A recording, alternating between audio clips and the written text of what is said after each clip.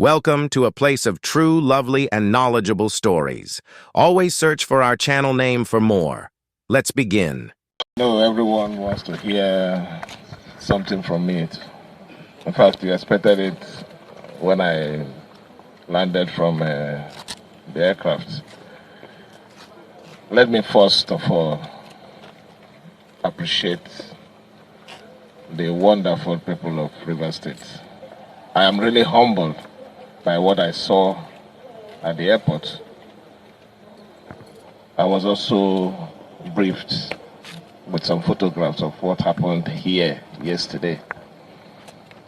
That reception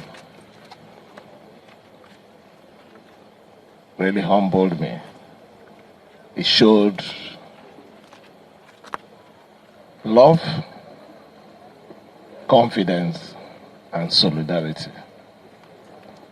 I want to say that it is not just the celebration, the massive reception by the number of people who came out to celebrate, but a display or reaffirmation of the bond between this government and the people that we are serving.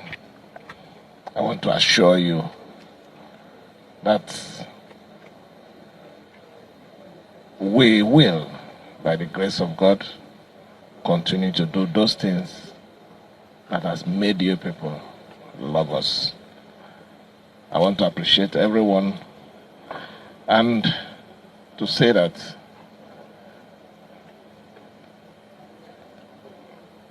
we love you.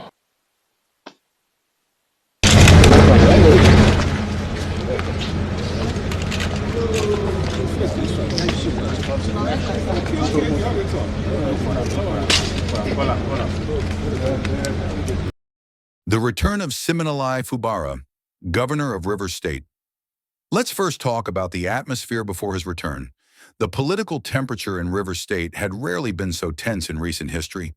The oil-rich region, already known for its complex web of alliances, rivalries, and power struggles, was plunged into uncertainty when Governor Siminalayi Fubara faced suspension from office.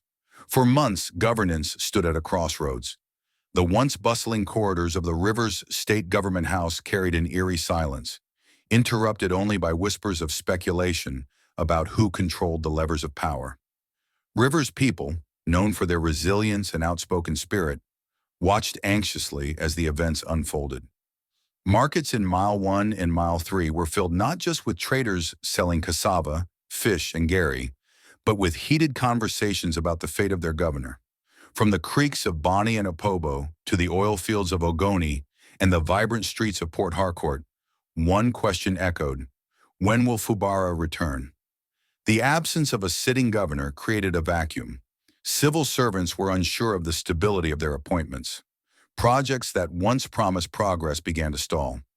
Investors hesitated, fearing political instability. And yet, beneath this uncertainty, a current of hope persisted. The people of Rivers knew that their story, like the tides of the Niger Delta, could never remain stagnant. Let's quickly brush eye to the rise of Siminalayi Fubara for better understanding. To understand the magnitude of his return, one must revisit the life and journey of Siminalayi Fubara. Born into humble beginnings, Fubara was not born with a proverbial silver spoon. His story reflected the grit of a Rivers child, raised amidst the challenges of a resource-rich yet struggle-prone region. Educated with discipline and determination, he pursued a career in civil service where he built a reputation for loyalty, accountability, and quiet efficiency. Rising through the ranks of the Rivers State financial structures, he eventually became the Accountant General of the state. This position placed him at the heart of state governance, exposing him to the delicate balance between politics and administration. His transition into the political limelight came at a time of turbulence. Chosen as a candidate for governorship, some dismissed him as a political lightweight, a technocrat with no grassroots base. But others saw in him the qualities of patience, discipline, and resilience. Against all odds, he secured victory and was sworn in as governor of Rivers State, a feat that marked the beginning of both promise and conflict. Let's talk about the suspension and political tensions. Governance in rivers has always been a theater of political gladiators. From the days of Dr. Peter Odili to Rotimi Amaechi and later Nyasom Waik, the state has witnessed fierce battles for supremacy. When Fubarai assumed office, he inherited not just the seat of power, but also the weight of allegiances and rivalries. The suspension of Governor Fubara was not merely a legal or administrative issue, it was deeply political. While official statements cited procedural or constitutional grounds, the average Rivers citizen believed it was the product of a tussle for influence. Power blocks clashed. Factions in the State House of Assembly aligned and realigned, some declaring loyalty to the governor, others to rival forces. The suspension sent shockwaves across the state. For many, it was unthinkable. How could a governor, freshly elected by the people, be forced out of office in such a manner?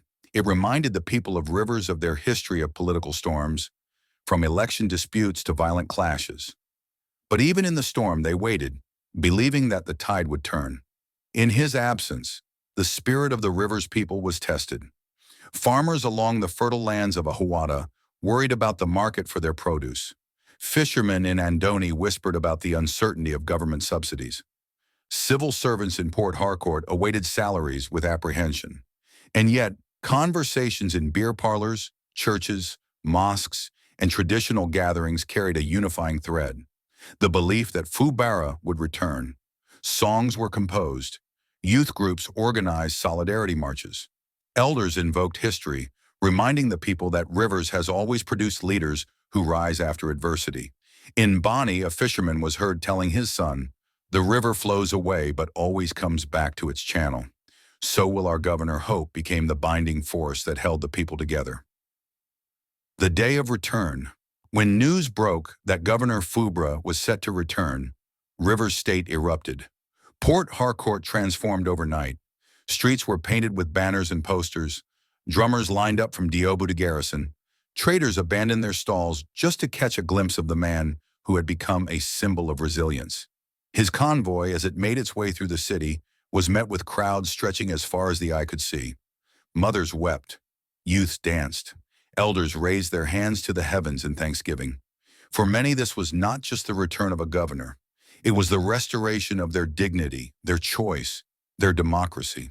The Rivers State House of Assembly and I, as your governor, have all accepted to bury the hatchet and embrace peace and reconciliation in the best interests of our dear state. We believe the political crisis is now behind us and that peace and stability have once again returned to Rivers State, though not without the hard lessons learned from the emergency rule.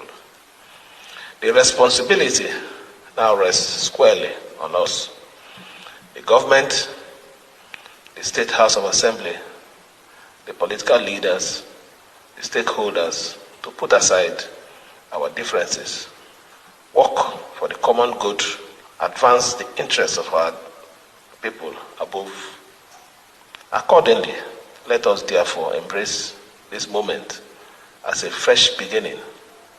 Let us work together with renewed hope and determination to build a stronger, more peaceful and prosperous Rivers State. I assure you that we will continuously work together, ensuring that we carry everyone along.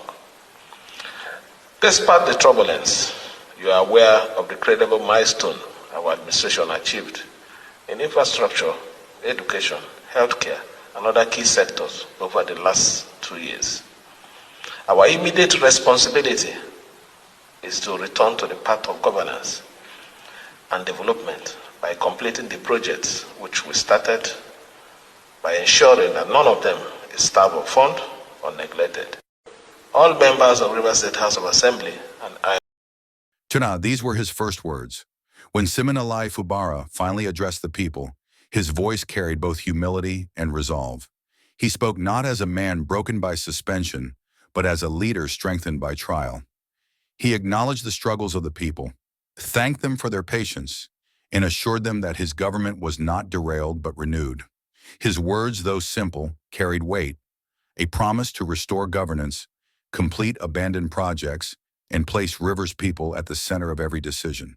His speech rekindled hope, not just in governance, but in the belief that democracy still belonged to the people. Now, a new chapter for Rivers. The return of Governor Fubara symbolized more than political restoration. It was a moment of history, proof that leaders could survive political storms if backed by the people. His return ushered in a new wave of determination. Civil servants returned to work with renewed energy. Investors reconsidered their withdrawal. Projects once halted were reactivated.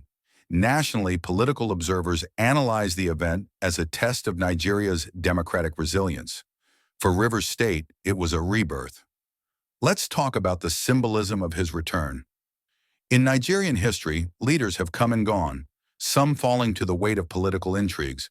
But Fubara's return carried a deeper meaning. It was symbolic of Rivers' eternal resilience, of the will of the people over the machinations of power blocks, of the unbroken link between leadership and citizenry.